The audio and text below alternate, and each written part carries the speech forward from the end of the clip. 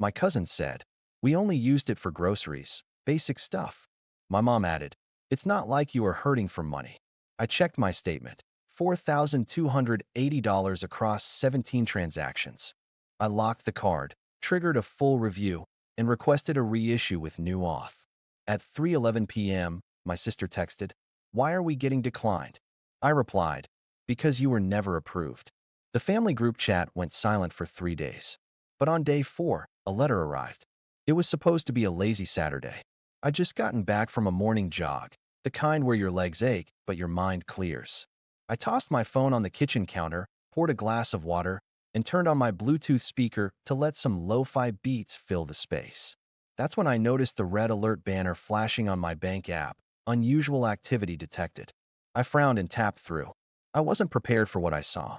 A cluster of transactions I didn't recognize: Target, Whole Foods, Uber Eats, and something called Boho Baby Boutique, all clustered over the last 3 weeks. I scrolled and scrolled and then scrolled some more. 17 transactions totaling $4,280. I froze. The card in question was my secondary account, the one I used for online subscriptions and the occasional backup emergency. A card I hadn't touched in a month. A card that, until recently, had been in my locked desk drawer. Until, now I recalled, my mom had asked me to help my cousin Julia apply for an apartment and mentioned needing proof of a cosigner. "She's just putting your name down on the form," Mom had insisted. "You don't even need to do anything. It's just to get her through the door." Stupid me, thinking it ended there. I locked the card instantly, reported fraud, requested a full account review, and demanded a reissue with new authentication. Then I waited. At 3:11 p.m., my sister texted me, "Why are we getting declined?"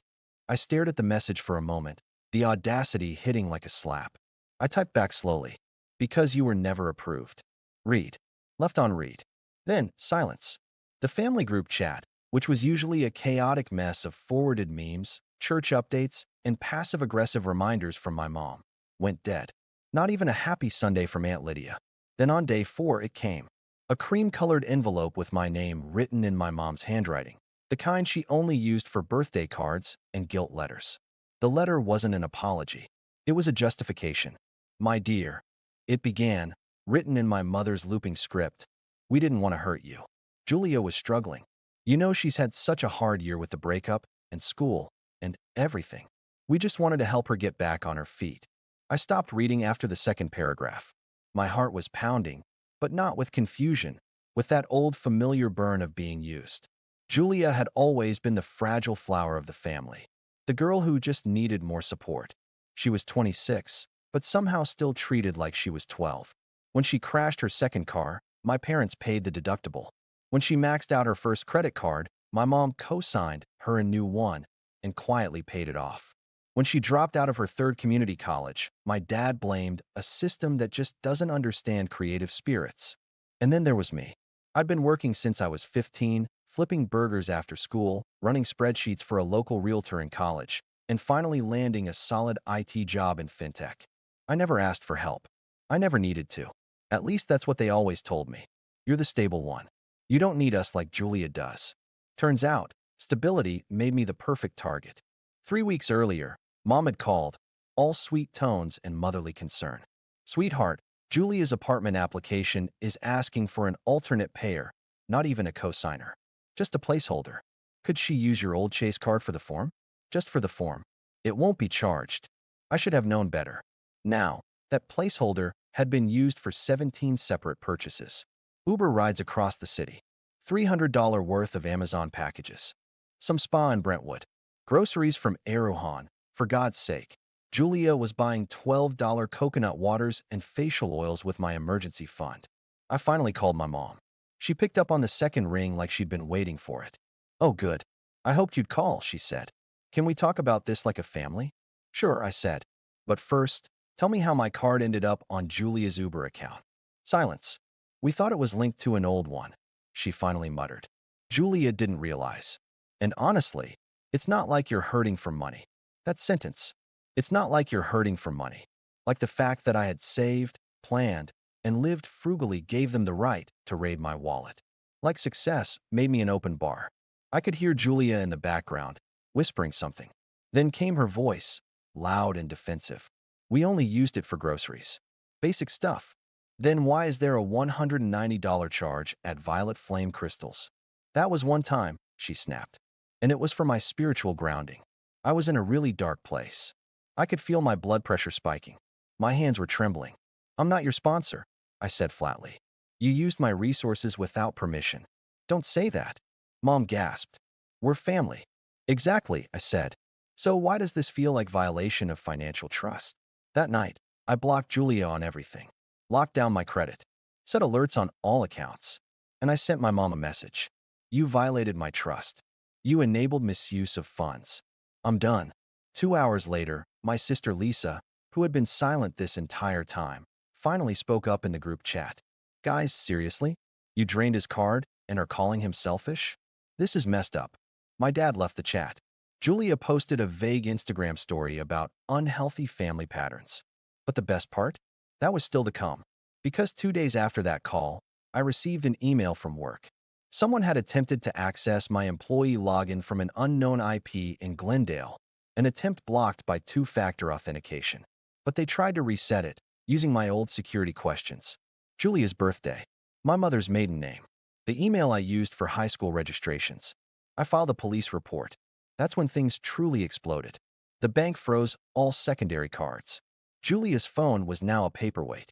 Mom called in tears, saying Julia was devastated and probably traumatized by the account lockdown. She had a therapy session scheduled. Mom wailed. Good, I said. Maybe she can use that session to talk about her formal complaint for unauthorized use. You wouldn't dare. Already did. The next day, my HR department got a call from a block number claiming I was under investigation for workplace misconduct. A cowardly, desperate move. Luckily, my manager knew me well enough to ignore it and flagged it to me directly. Now, I was done playing defense. They pushed me into a corner, so I set fire to the room. It started with a knock on my door at 7:46 a.m. I hadn't even had coffee yet. My hoodie was half-zipped, hair still damp from the shower. I opened the door expecting maybe a package. Instead, I found Julia, puffy-eyed, in a sagging cardigan and leopard print leggings, gripping a soggy paper Starbucks cup like it owed her an apology. Behind her, my mom stood like a general, arms crossed, lips pursed, eyes scanning my hallway like it was some battlefield she needed to reclaim. We need to talk, Mom said, pushing past me before I could stop her. Julia followed. I didn't move. I didn't offer coffee. I didn't even shut the door. Let the whole building hear this if they wanted. What's left to talk about? I asked. You're blowing this out of proportion. Julia sniffled, collapsing onto my couch like a deflated balloon. It was a misunderstanding. 17 misunderstandings, totaling over $4,000. You make that in a week, she shot back, eyes flashing. You act like you're some victim, but you're just hoarding money while the rest of us struggle. Hoarding? That's what we're calling saving now. Don't raise your voice. Mom interrupted, tone sharp. This isn't helping. No, it never is when I start pointing out facts. I walked over to my kitchen counter, grabbed a folder I'd prepared the night before. I dropped it on the coffee table between them like a mic. That's a printout of every transaction. Dates, times, locations, including the 2 a.m. DoorDash from Julia's apartment. Chicken tenders and mochi ice cream. I was hungry, she mumbled. And the $380 for psychic services? That was emotional healing. You emotionally healed yourself with my credit card. Okay, Mom said, stepping forward like she was negotiating a hostage release. Let's all just breathe. We came here because Julia has a plan. She's going to pay you back. Julia looked up, eyes wide. This was news to her. What plan? I asked. I'll get a job, she said, the words sounding like a foreign language. Doing what? Something. I'm still figuring it out. You're 26. So? People take time. You've taken a decade and stolen from me in the process. Stop saying stolen. Mom snapped. It was unauthorized use, not misuse of funds. You're acting like she robbed a bank. She crossed financial boundaries. Silence. You're supposed to be the bigger person, Mom said. You always were. You're successful. You've got everything together. What would it cost you to show some grace? That did it. You want grace? I asked. I walked to my kitchen drawer, pulled out a small lockbox, and threw it onto the table. It clanked open, Inside were receipts, photocopies of bank transactions, printouts from my credit monitoring service, and the police report I filed. This is my grace, I said. The fact that I haven't pressed formal investigation yet. The fact that I haven't had her arrested. Julia's face turned a shade paler. You wouldn't. Try me. That would destroy this family. Mom hissed. No, I said coldly. This family was destroyed the moment you all decided I was your ATM instead of your son. Julia stood abruptly. You're not perfect either, she spat. You think you're better than all of us because you work in tech and have your little savings and your nice apartment. You've never had to deal with failure. That's where you're wrong, I said. I deal with failure every day. Your failure. Mom's failure. This whole family's failure to recognize boundaries. I've just stopped letting it destroy me. They were stunned. Good. You said you came here to talk, I continued. So here's my side of it. I'm pressing forward. I already gave your names to the fraud department. They'll reach out. And yes, Julia, there will likely be a charge on your record. Maybe you'll finally learn that actions have consequences. You're sick, she whispered. No, I'm healed. Mom sat down slowly, as if the weight of what I'd said finally cracked through whatever fantasy she'd been clinging to. I raised you better than this, she said quietly. No, you raised me to be quiet, to provide, to never say no. And I've unlearned every part of that training. Julia stormed out. Mom lingered by the door, her voice cracking. You'll regret this. I already regret letting it go this far. She left. I locked the door behind her, turned off my phone, and sat in the silence of my apartment. The kind of silence that doesn't feel empty, it feels earned. The next morning, my aunt messaged me privately. I heard what happened. For what it's worth, I would have done the same. That afternoon, HR sent a formal notice that my identity had been flagged in an unauthorized digital attempt, and that a restraining order had been initiated against the IP addresses connected to Julia's devices. 3 days later, Julia posted a video on TikTok crying about how toxic money havers were destroying family units. The comments were brutal. The family group chat never revived. They thought I'd break. But I didn't just survive, I rose. The silence after the storm was the loudest thing I'd ever experienced. The group chat stayed dead. My phone didn't buzz with guilt-tripped voicemails or dramatic texts, just nothing. At first, I thought it was the calm before some bigger ambush. I expected Mom to rally the troops, maybe unleash Aunt Cheryl with her weaponized guilt or have Uncle Dan check in under the guise of reconciliation. But no one came. Instead, I got quiet. Real, deep, sacred quiet. The kind of quiet you don't know you need until it wraps around you like armor. For the first time in years, I didn't feel on call for someone else's drama. I didn't worry about unexpected Venmo requests, didn't have to check my statements twice. I breathed. I worked. I slept. And I started living for myself. That week, I rearranged my apartment. Took down the security cameras I'd installed in paranoia after Julia's meltdown. Got a better mattress. Bought a vinyl player I'd wanted for months and listened to old jazz records with a glass of red wine, like a grown-ass adult not on call for damage control. I started journaling again. Every night before bed, I wrote down one sentence that made me feel like I was in control again. One night it was, I do not owe people who bleed me dry. Another night, love without respect is just exploitation in prettier clothes.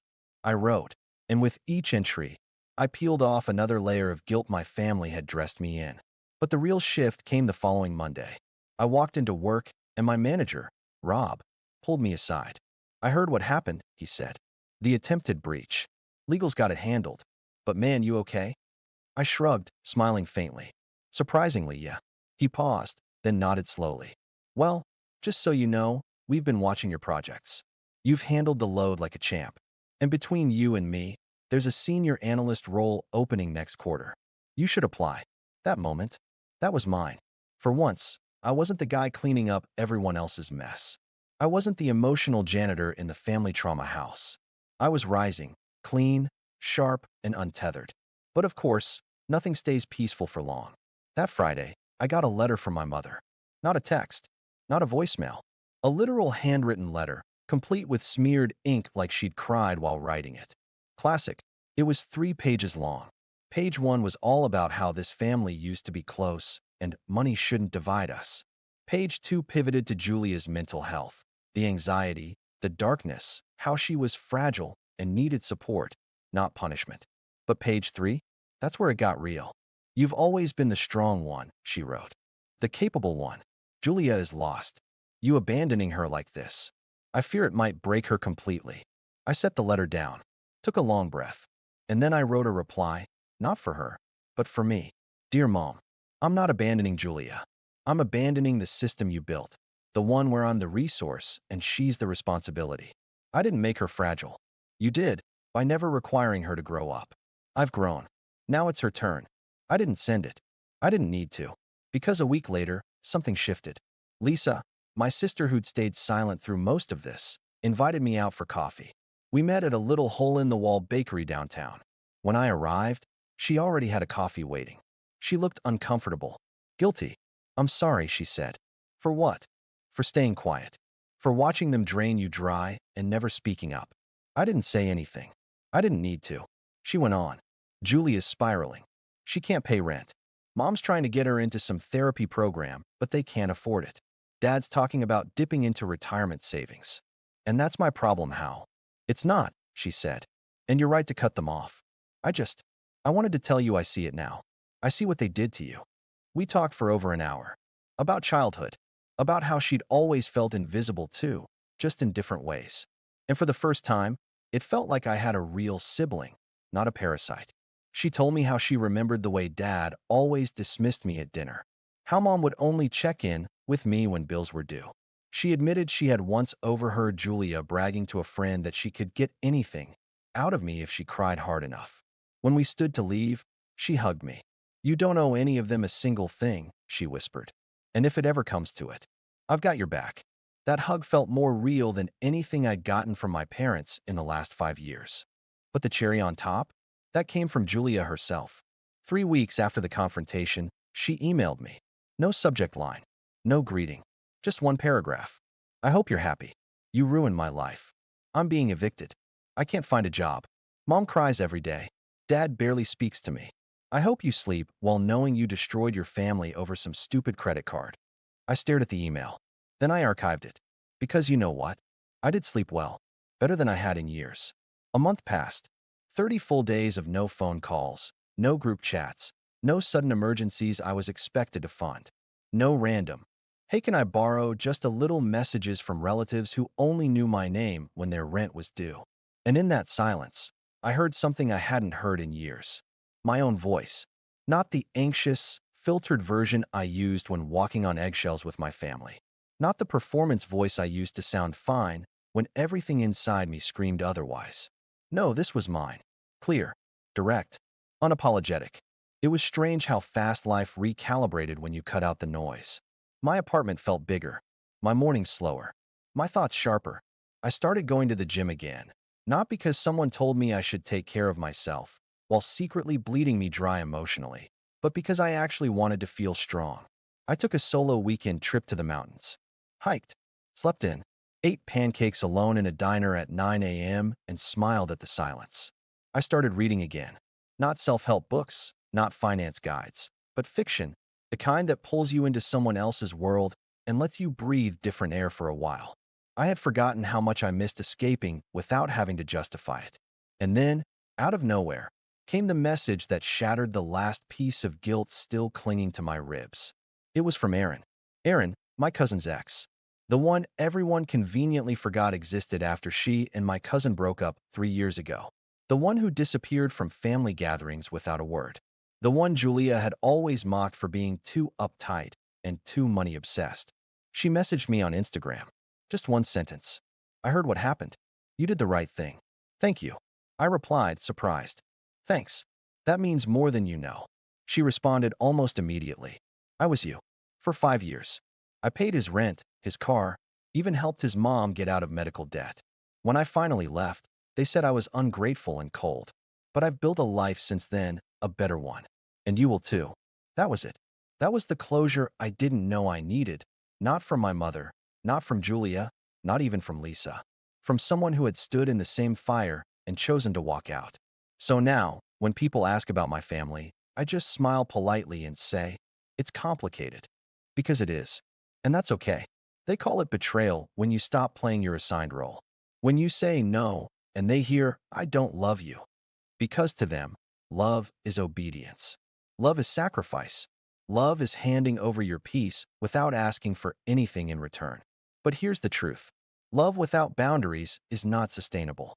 I'm not their emotional safety net anymore. I'm not Julia's credit line. I'm not the family's invisible vault. I'm a whole person. One who now wakes up without that sick twist in my stomach, wondering what obligation I forgot, who I accidentally disappointed by daring to have limits. I've built a new routine. I see Lisa once a week for coffee. We don't talk about mom. We don't talk about Julia. We talk about books and dogs and the dumb reality show we both secretly love. The rest of the family? They're a ghost town in my mind. Occasionally, I'll see a Facebook post from a second cousin about keeping family together with a passive-aggressive Bible verse underneath. I scroll right past because I've already kept the one family together that mattered most. Me, myself, and the self-respect they tried to bury. Sometimes I wonder if Julia ever really believed she did anything wrong. I used to obsess over that, needing her to understand, needing her to feel guilt. But now I realize understanding is her journey, not mine. I don't need an apology to heal. I don't need her validation to move on. I just need space. And I've carved it. Out of stone, out of fire, out of years of silence and sacrifice finally burned away. Let them call it betrayal. I call it freedom. I call it peace. I call it mine.